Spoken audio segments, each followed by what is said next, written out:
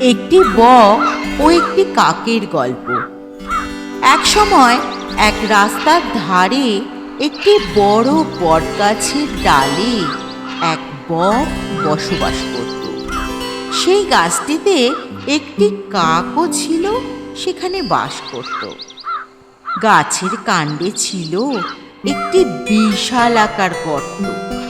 সেই গর্তে একটি পেঁচা বাস করত। বক ও কাক ছিল দারুণ বন্ধু।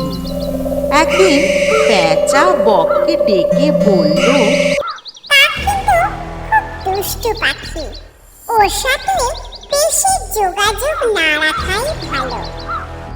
তুমি ওর সাথে যোগাযোগ রাখলে দুঃখ পাবে। বক তখন পেঁচার উপদেশকে অগ্রাহ্য করল।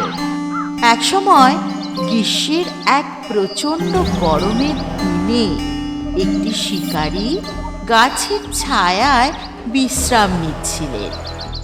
সূর্যের কিরণ শিকারীর মুখে এসে পড়ছিল।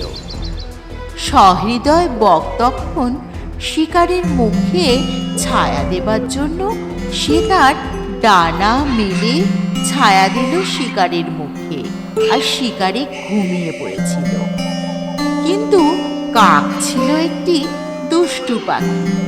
সে তখন সেখান দিয়ে পেরোনোর সময় শিকারীর মুখে মলত্যাগ করল আর উড়ে গেল অন্যত্র।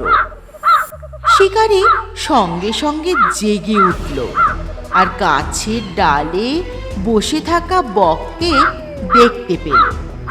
শিকারী তখন ভাবলেন বকই বদমাইশি করে তার মুখে মলত্যাগ করেছে। এই ভেবে শিকারী তখন তার বন্দুক দিয়ে বক পাখিটিকে মেরে ফেললেন। আর কাক দূরে গাছের ডালে বসে বসে মজা দেখল আর হাসতে লাগলো।